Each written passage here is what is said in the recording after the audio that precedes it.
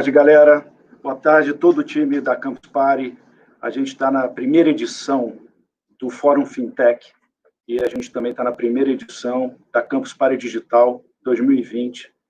É um prazer estar voltando aqui com vocês. A gente está aqui num momento bastante empolgante dos meios de pagamento. A gente está num momento bastante empolgante desse evento. A gente está tendo esse espaço. Peço sua audiência, peço que compartilhem, porque o sucesso desse Fórum Fintech vai trazer novos Fóruns Fintech em todas as edições. E a gente está aqui para estimular você que é desenvolvedor, você que é analista de dados, você que é cientista, você que é empreendedor, a entrar para o mundo das fintechs, a entrar para o mundo dos meios de pagamento. E quero me apresentar, eu sou o Lincoln Rocha, eu sou o presidente da Rede Seller e também estou aqui como curador do Fórum Fintech 2020. Tá bom? Hoje a gente vai estar aqui com vocês, a gente vai apresentar uma empresa magnífica. Hoje aqui é uma apresentação internacional. Eu chamo aqui a Valéria Carrete, que é a nossa diretora de negócios internacionais e parcerias estratégicas. Olá, pessoal, tudo bem? Prazer grande estar aqui com vocês. Temos um lindo painel à frente. E quero chamar também aqui o Cleveland Brown. Ele é fundador e CEO da Payscout. Hi, Cleveland. Hello. Enjoy this moment with us. Let me introduce you for the guys in Portuguese, okay? Sure.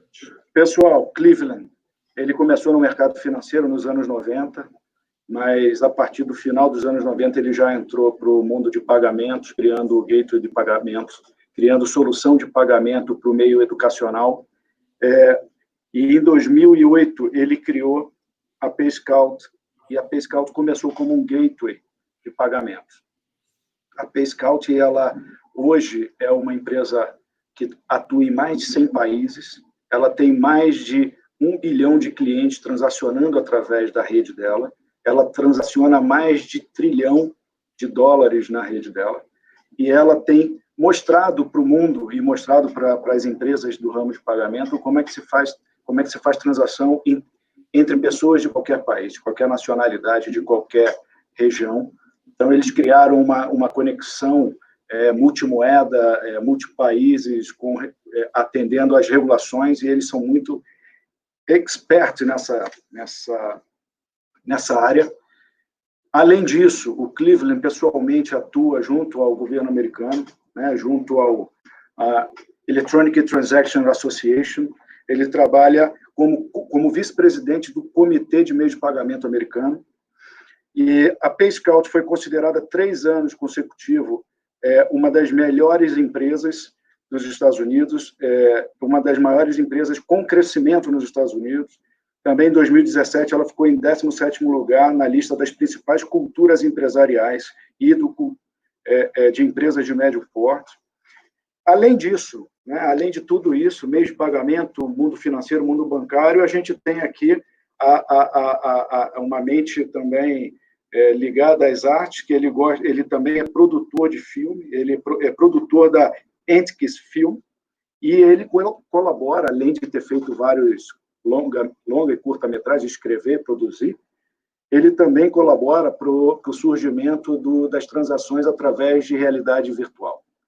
Então, tudo isso aqui a gente vai aproveitar, peço que vocês coloquem suas perguntas, venham com a gente, se for fora dessa transmissão ao vivo, pode mandar um e-mail também para inovação@redeseller.com.br. Peço aqui para o pessoal colocar aqui embaixo, inovação@redeseller.com.br, como também pode entrar nas redes do LinkedIn, da Payscout, e falar direto aí com o Cleveland Brown. E eu tenho uma novidade para vocês. Eu tenho uma grande novidade, um grande anúncio, e eu quero agradecer o Cleveland, quero agradecer o Manpreet. A gente conseguiu, esse ano, falar e assinar um contrato de parceria. Então, a Payscout no Brasil está se aliando à Rede Seller, a Rede Seller está representando a Payscout no Brasil, e a gente aqui vai acelerar esse modelo de meios de pagamentos online, internacionais, globais, aqui no Brasil. Então, você quiser falar, conhecer mais, por favor, mande um e-mail para a gente. Hi, Cleveland. Good to see you, man. Hello, Lincoln. Good to see you as well. Please. I wish we're in person, obviously. I was really looking forward to spending time with you and just everyone in regards to the campus party event. But, you know, we're doing it virtual, so here we go. Okay, congratulations. Thank you. I appreciate this moment with you guys. Please tell to Campus Party your history and the Payscout history, please. Sure. First, I can share maybe a few slides as well, if that helps, or I can talk through it. But Payscout, we're a global payment processing platform. We connect businesses to consumers through credit, debit, check, alternative payments, global networks, obviously throughout the world with partners like Seller, Visa, MasterCard, UnionPay, Cielo, large global fintech partners such as Alibaba, and we're able to support payments across the globe. And, you know, fundamentally, Payscout and payments, we make fintech possible. And how we make that possible, it's through making payments in a secure and frictionless way across multiple consumer types, as well as multiple merchant types. And I can get a little bit into Payscout here and share. Let me try to share my screen. And I'll make this quick so we can get into questions, obviously. So let's give me just a moment to present. Okay.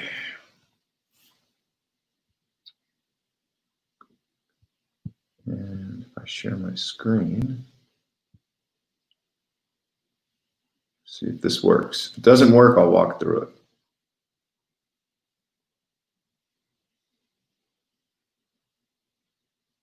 It wouldn't let me, it's not letting me share here, Lincoln. Let's try this.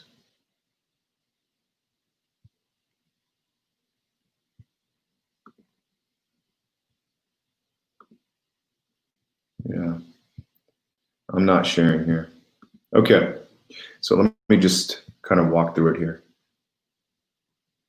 You can still hear me? Lincoln? Hello? Gabriel, okay.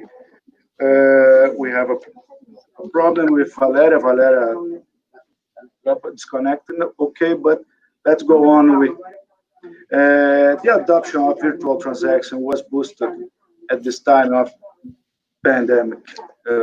So problem in the world, but the retail virtualization was a mandatory form of survival, where traditional payment company prepared to convert this demand in products, in technology, or infrastructure. What do you think about this? So you're Lincoln, are you asking about, can you repeat that again from a pandemic perspective? Can you repeat the question? Yes, because in pandemic time, Right. we have the moment, the exploded moment for virtual relation and payments and buying, selling, and companies that I think company wasn't prepared in infrastructure and products and in technology. What do you think? Yeah, so that's interesting, right? So when you talk about timing, and I always reference, you know, the history of payments, and I've always envisioned payments more. It's not commerce, but it's more organic, what I call organic commerce. And payments, from our perspective, it's the connective tissue that allow people of all cultures, ages, religions to really build economic and social networks throughout the world. And if you think about this throughout time, if you look at different moments in history, whether we go back to Roman trade and the use of the Roman abacus, the Silk Road in Asia, the Maya exchange systems, the Amsterdam Dutch cashiers, what's happening with Visa and MasterCard introducing plastic cards, global e-commerce, and all of these like powerful mechanisms that have helped civilizations thrive. And what they've done, they've provided a frictionless way for us to conduct business, to socialize and build economic relationships during these particular times. So now we find ourselves again in this moment in history where there is a significant change and impact to how payments are accepted. So what are we doing? Everything that I talked about earlier is evolving the customer journey. And that's all we're doing, is we're looking at the customer journey and we're evolving it. So what does that mean now? That means everything we do in person obviously can't happen the way it used to because of the social distancing requirements of a global pandemic and a virus. However, the evolution, as we know, are contactless payments. It's e-commerce, it's m-commerce, it's voice commerce. And what I really would like to kind of key on as an answer to the pandemic is social commerce and how that is evolving. So if we talk a little bit about social commerce, and for people that maybe aren't familiar with that term, it's the buying and selling that take place on social media networks. So because of the pandemic we're in, social media networks are obviously becoming a very important hub to transact. And social commerce encompasses global, local marketplaces, large businesses selling products to millions of social media followers, to individual buyers and sellers hoping to leverage their local networks as well. And there's so many activities that happen in social commerce and it's a version of e-commerce, right? It's omni-channel. We can get into omni-channel after, but it's about learning about a product through direct messages to sellers and making some type of mobile payment, which is kind of what you're alluding to, via these social apps, via technology. And I think we all know examples of social commerce and the evolution of this during the pandemic. Now we're using chat boxes to inquire about products and services, even more so. We're using groups and forums for buying and selling items. Electronic payments are happening within social networks. We're seeing pins from Pinterest. You see Google Shopping under YouTube videos, coupon codes on Instagram. So there's so many areas that are, as I said, evolving, that really allow two main things to happen. One, if you can't do things in person, how do you engage with your consumer throughout the buyer's journey? Well, you have to be able to interact during every step of the buying process. So that's from increasing brand awareness, promoting products, paid ads, accepting payments via different types of technology apps where people are ready to buy. In addition to that, taking advantage of buying and selling features, right? There's so many features that apps have a very convenient way to allow users to learn about features for products and goods and how those features relate to them. And when I say relate, that is summarized through creating a personalized shopping experience. So what the pandemic is doing is it's now forcing brands to customize products, use e-commerce, and I focused on social commerce, mobile commerce, and voice commerce to evolve this customer journey. And now we see these new channels and a lot of basic creativity going into servicing consumers during these challenging times. Yes, nice. I agree, my friend. Please, Valeria, come back. Yeah, unfortunately, I faced some kind of technical problem. Sorry, but I'm back.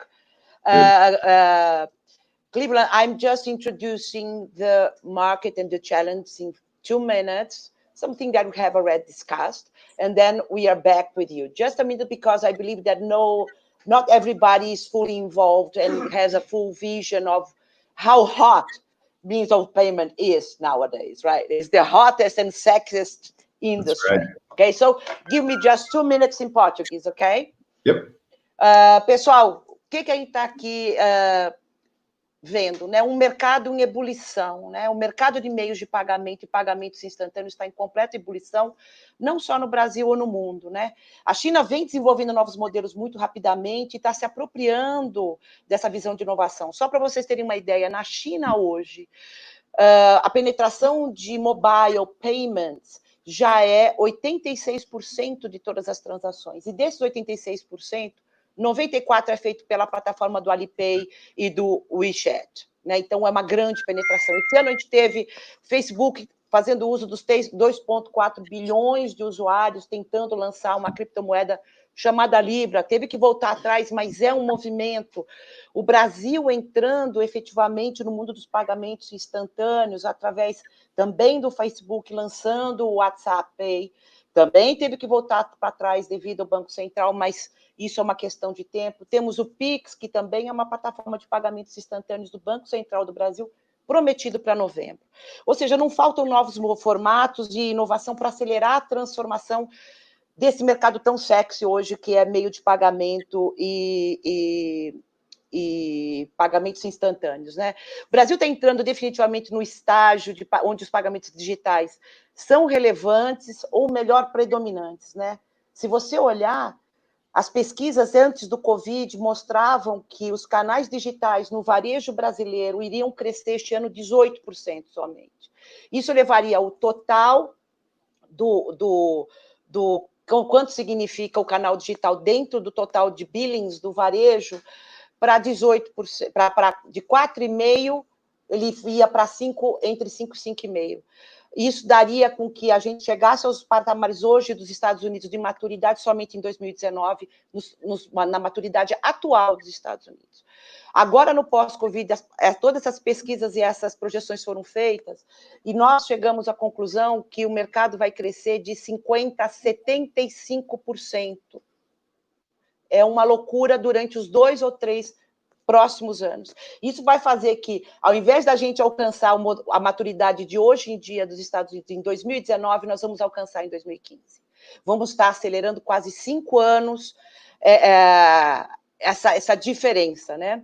Então, hoje, com o Cleveland aqui, nós vamos ter uma visão um pouco mais profunda do que ele vê nesse momento, nessa ebulição, nas tendências para o Brasil e para o mundo, no novo papel desses atores no meio de pagamento e no empoderamento do omniconsumidor, né? O que é esse empoderamento desse omniconsumidor que hoje tem um smartphone na mão, né? E que pode fazer tudo o que ele quiser pelo smartphone na mão, e smartphone esse que está pegando o protagonismo de que hoje está nas maquininhas de cartão de crédito, o celular tomando esse papel. Então, para vocês verem que isso é um mundo em evolução, um mundo em construção, e essa é a beleza desse segmento.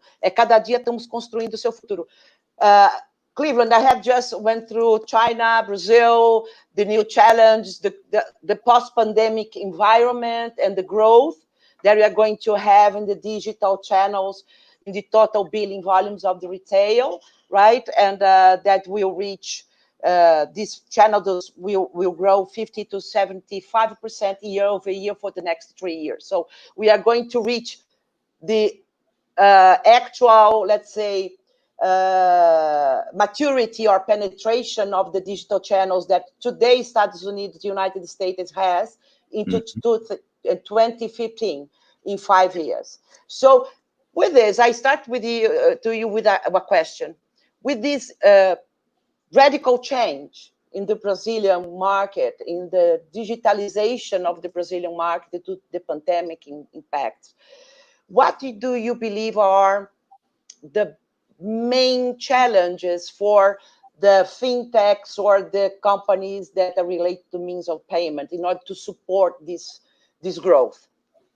Yeah, that's a good question. So, I mean, we have a simple phrase, a simple answer, but complicated in regards to how you support it. So we have what we call the 3 C's, Valeria, and those are conversions, compliance, and cost. So as we look at the explosion of the digital channel, we have to take each of those elements, those 3 C's, and apply those elements in an effective and efficient way to create a frictionless payment environment, because that's ultimately what we want to do. So if I walk through conversions, the first point of conversions is that what merchants want, they want more customers,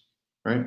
So you have to be able to bring more customers into your environment and convert them. How do we convert more customers? Well, we need to make sure in each unique environment that we have the right types of payment methods, and converting those payment methods sometimes into the digital channel, things like the boleto in Brazil. And when we do that, we have to increase authorizations, right? So we have to make sure that these payment channels, digital payment channels, are open, and we're able to convert more customers through increasing authorizations. And there's multiple ways to do that, and I can give examples. But what's extremely critical, as we both know, recurring payments. So in order to be successful in that digital channel, we have to be able to handle recurring payments in a frictionless way, in a secure way. Things like card account updaters, tokenization, and there's different tokenization services that we've integrated with, including Visa, MasterCard, and we're seeing tokenization evolve from local payment gateways and these local networks that they're now going and moving through to the card brands, and the card brands working with the issuers are now managing tokenization so that we can have more conversions in the ecosystem, because we're not dealing with a customer that has 100 different tokens over the digital channel. We can leverage one token through all of the digital channels to make conversions happen easier. So that's the first C, and I can stop there if you have any questions, or I can go through the other 2 as well. I believe that it's fantastic. Please go ahead, because I think that everything will get connected at the end, right? Yep, correct. Yep. And it's interesting, because the second piece of that is compliance, and you brought it up, when you were speaking earlier, is that we saw Facebook and Lincoln, I think Lincoln brought up Facebook come into the picture there in Brazil, and what happened from a compliance perspective with PIX and the Central Banking Authority is that compliance is really critical when you're trying to innovate. And innovation isn't just building cool gadgets and cool software. Innovation is being responsible. Innovation is being compliant. And that comes into kind of 3 areas. One is PCI, and if you don't know, if a lot of people don't know what PCI scope reduction is, that's just the handling of customer information over payment channels and making sure that it's being secured. That's one layer. The second layer is PPI, and PPI is very similar, but that's now we're talking about the personal information that's collected in these particular payment and app environments. The third piece that's a huge challenge is reputational risk. And really, payments, as we know, it's such a fragile environment when we talk about fintech, financial technology, because if you're not managing your reputation and the consumer loses confidence in our ability, in sellers' ability to secure transactions, then they are just not going to feel confident going into those environments. So regulatory factors, I believe, are going to bring banks closer to fintech. There's been kind of this division of innovation, and that innovation has skipped the regulatory environment. And I think the opportunities are really taking those regulatory infrastructures of banks, leveraging their participation with technology companies and investment, and then from a compliance standpoint, really being able to build out models that we can all globally be confident in. And that leads to the third piece of this, because none of this matters without the last C, which is cost. At the end of the day, if the transaction is too expensive, ultimately for the consumer or the merchant, then it's not going to obviously be a channel that people will be dependent on or utilize. So we have to look at, from a cost standpoint, and this is in Brazil, how are we going to advance that narrative of the digital channel? Well, you have to have optimization. You have to optimize at every single touch point of a transaction flow, making sure that we're optimizing the cost of that transaction.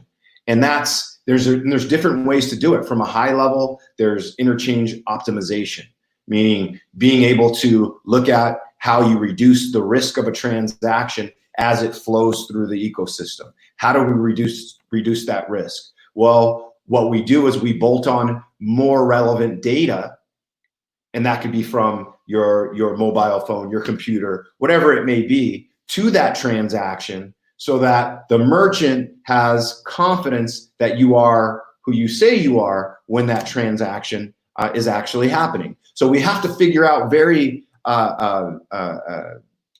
innovative ways to take data and bolt data, more data, onto transactions in a frictionless way.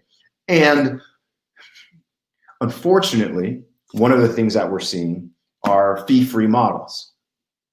And it's unfortunate for the consumer to some extent, because the cost of the transaction does go up for the consumer. However, if you're building a digital channel that has both conversions and compliance, then these, what we call fee-free models, where the consumers are paying for the convenience, we're going to see more of that, more of those types of models moving forward, I believe, in the digital channel. And what does that lie in? It lies into creativity. It's going to be the millennial generation, Gen X, Gen Z. It's all of the young people out there. As we talk about how Blair, as you talk about how sexy this is, it is, because the technology is going to evolve with those generations, and it's up to us to make sure that we can execute on the 3 C's to make it happen. No, perfect. Yeah, I believe that our role here is just to enchant these youngers to jump in the industry and help us to build this future. That's our challenge here. Yeah. Cleveland, we have 2 questions that have been sent to us through the week, right? Once we announced that we are going to be with us. So I will ask people to just bring to the screen. After pandemic, will this new demand for virtual transactions be reduced and return to the old standard? Or will it remain in people's behavior as the new normal? Is there a way back or not? So it's definitely, it's not going to go back to the old standard. And it will remain in people's behavior, because and the reason for that is that we're already here, meaning the digital channel isn't born out of the pandemic. the digital channel, I believe, is just evolving faster because of the pandemic. So what it's going to do is it's taking a lot of, and this is different generationally, and I'm talking, doesn't matter the age group, it's forcing people to look at the digital channel where, as you talked about, old behavior, they didn't look at it. They didn't really pay attention to it. Now that they're paying attention to it, what they're finding, we talked about the 3 C's, they're finding this is convenient. This is, and I like the conversions, and I'm confident and I'm comfortable in this environment. So the demand is only going to accelerate because now people are seeing the advantages that, Valeria, me and you have been talking about these advantages probably for the last 10 years, trying to move everyone forward. And now I think they're forced and they're enjoying it. I really believe the feedback that we're getting, and I think why we're seeing these digital channels and we're seeing these numbers just literally skyrocket is because this is the new normal. This is how a lot of people should have been doing business in the past, and how they're going to conduct business in the future. So that's what I believe is the answer to that question. I guess the one piece that I could add to that is technology, right? So especially if we talk about, globally, we have a shift from 4G to 5G, right? Technology, and we're having faster connections and bandwidth and compression technologies that more and more people are getting access to. And I think this is also accelerating the use of these networks and the optimization of these networks to continue to deliver in an efficient way through the digital channels. Yeah, I do agree with you. I believe that the pandemic just the future gets faster, right? We reach there faster. It's an evolution, not an adaptation to a circumstance. When you adapt, sometimes you go back. When you evolve, you just go into another stage. That's what I see. We see it the same way. Here we have another question, please. We are in the age of knowledge, and this brings in consuming non-tangible products is borderless. What are the gaps and what are the cross-border financial relationships for the growth of international commerce now? Because the beauty is you can sell to the whole world. The hell is you can sell to the whole world. The beauty and the beast relies in the same body. What's your vision? So this is an interesting question, and it's not easy.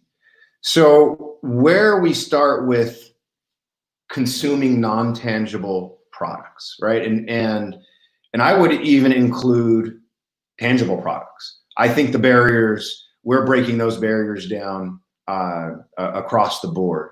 And there are a lot of gaps, and it's easier with non-tangible products because we do not have the logistics fundamentally of moving a product around the world. However, the logistics of making payments frictionless is very difficult. So what's the biggest gap? So you have a merchant in Brazil that wants to sell to a consumer in China. Let's use that as an example. So one of the biggest gaps that we have are the payment methods, right? Really understanding how different cultures, different regulatory bodies have different payment methods that consumers utilize to conduct transactions.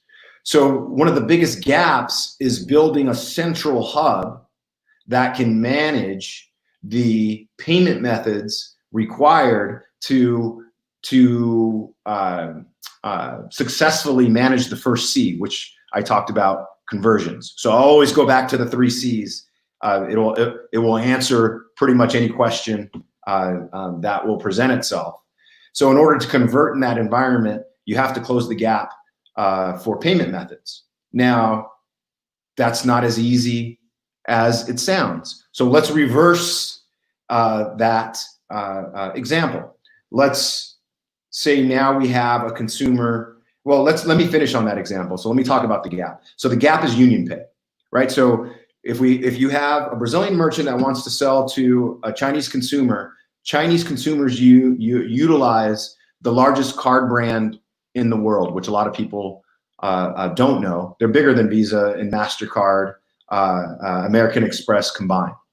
And you have to be able to tap into that payment method, which is challenging because there are only a few companies in the world that can manage that type of transaction, that Union Pay transaction. Payscout happens to be a principal global acquirer of Union Pay, and we're one of very few. And it took a long time to be able to put that payment method in place. So now with Seller, now that we're working together, we're able to now open that up for the Brazilian merchant to conduct transactions. This gap that we talk about of payment methods, we're able to close that particular gap. And if I reverse the role, similar gap in Brazil. As you know, the Brazilian cardholder can't simply make a transaction to a digital transaction to let's say a Chinese a merchant or a US merchant, right? There's certain limitations on how those transactions flow out of Brazil. So we have to close that gap once again. How do we allow Brazilian consumers safely conduct business for non-tangible goods across borders that meet the requirements of the regulatory bodies that exist, the central banking authorities, as well as the security required to make sure that that consumer is safe. I see. I believe that our partnership will surely help the market to expand in this direction, both ways, right? From outside to Brazilian merchants and the other side. You know, Brazilian guys love to buy things in China, in the States, and love Airbnb, and we make transactions all over the world. So I believe that make them easier and safer will bring us a huge value for the Brazilian market, for sure. Let me ask you another question, Cleveland. Okay, you talk about compliance, you talk about the roles of the banks as regulators of this market, but don't you think that the mobile payments and instant payments will bring these actors, the banking system, into a non-comfortable zone, right? Because who is pushing the innovation are not the guys who used to. Right? Correct. What's your vision about that? The discomfort of the banking system with other guys driving innovation much faster than they even think about. Yeah. So, you know, I touched a little bit on this earlier when we started. So it is uncomfortable for, I believe, the financial institutions to see all of this innovation happen. And the reason for that, it's actually, people tend to want to blame the banks for falling behind from an innovative standpoint. But what people don't understand is the lens that, the regulatory lens that a bank has to go through. So there's a regulatory filter that doesn't allow innovation really to flow through it the same way it allows a non-regulatory body to innovate. The non-regulatory, whether it's the Facebooks or the Sellers, the Payscouts, we originally look at innovation, it flows very easily. The banks, everything gets stopped from a regulatory standpoint. First thing regulators are looking to do is say no. It's unfortunate, but they're not looking. They're looking for something. Their job. The first answer is always no. Exactly. Yeah, the first one is natural. So and then to get a regulator comfortable with innovation, it's not an easy journey. So what does that mean? That means now we've seen this innovation flying, and this innovation is now, I believe, what we're seeing encroaching on the financial institutions, and they are becoming uncomfortable because they still, even though they want to innovate, they still can't innovate with the regulatory lens that's sitting in front of them.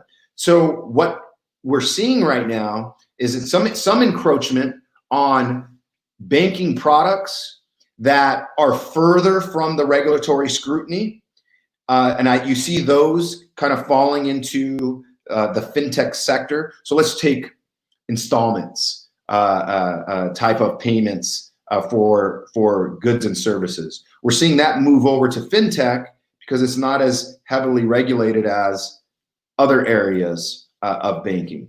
However, we know as innovators, we don't stop. So the innovators are encroaching on banking, but now what's happening? The innovators are hitting the regulators. That's exactly what happened with Facebook, right? One of the biggest innovators in the world is they are now coming into the crosshairs of the regulators. And same thing when they try to launch Libra, in the crosshairs of the regulators. So I would say the banks are uncomfortable, but now we're starting to see the fintechs become uncomfortable. And we're seeing now this partnership between the banks and fintech in a way where before it was just simply rejected. And you know what I really believe? I think this is a tremendous opportunity for the smaller banks. I think we're going to see a real surge from smaller financial institutions that are a bit more nimble, partnering with these fintech companies and really encroaching on the market share of the larger banks. That's what I would say. That's my observation. That's what I see in the future. I think we're going to see more diluted market share, but it's going to still, you're not getting rid of the banks, and you're not getting rid of the regulators. So we're going to see these fintechs come in, and I think we're going to see a synergy over the next decade or so that are really going to kind of bring banking back into the innovation umbrella. Yeah, perfect. And looking to your the energy and the happiness when you show when you talk about innovation, that leads me to the following question. Lincoln mentioned that Payscout's recognized by its corporate culture, right? And looking to the energy and happiness and joy when you talk about innovation, tell us a little bit more about Payscout corporate culture. Sure. And this goes along with, it's really, we talk about financial services. And when we started Payscout, the one thing that we wanted to do is to differentiate ourselves, right? And one of the ways to do that is the reputation of financial services. And I don't care where you're at in the globe, usually the reputation isn't very good. There's a lot of mistrust that happens, and we wanted to change that. And the only way we could change that is through example. So what we did is we put together really a culture that, and when I had to think about the culture, building a corporate culture, there's different ways to approach it. And I've had the opportunity to travel the globe. I've worked with prime ministers in different countries all over, ministers of finance, all the way through banking sectors. And in order to be a global company, we had to build a global corporate culture. And we have employees and partnerships throughout the globe. And I felt it was really important to build a universal corporate culture. And what I mean by that is it's a common language, a common corporate language that we all use, so that it doesn't matter what culture you live in what environment that you live in, whether you're in Brazil, US, China, Australia, Europe, that we have a universal corporate culture in terms of how we behave. And that all started with our vision. And everyone knows our vision within Payscout. And that's become the thought leading and fastest growing global payment processing provider in the world. And the key there in that corporate culture is thought leadership, right? Really being thought leaders, being the resource that people come to when they're thinking about certain areas of payments. And I tell this to young people all the time as they come in to our ecosystem. And we have such a great factory of bringing university students into our corporate culture. And I tell them, it doesn't matter what area you're working within Payscout. What I will tell you is there's one simple thing that I want from you. And you're already going to be an expert in what you do, because our young people are fabulous, right? As we bring them in. But I want them to go above and beyond and work with us to become the resource to their peers. And if we can help young people become a resource to their peers, then that vision of thought leadership and fast growth for Payscout and for those contributors, those individuals, it's realized. And we do that through our mission. And our mission is to support the entrepreneurial dream one transaction at a time. And that is a universal thought, being an entrepreneur. Everyone thinks about what is it to be an entrepreneur. And we're so lucky, Valeria, we get to support all of these people with all these fantastic ideas and make them a reality, and they can be compensated for it. And the person on the other side gets that good or service delivered to them. So that mission, that every transaction is important, and being an entrepreneur is important, and ideas are important, and bringing those ideas to life. That's how we achieve our vision, and we do this through our cultural attributes.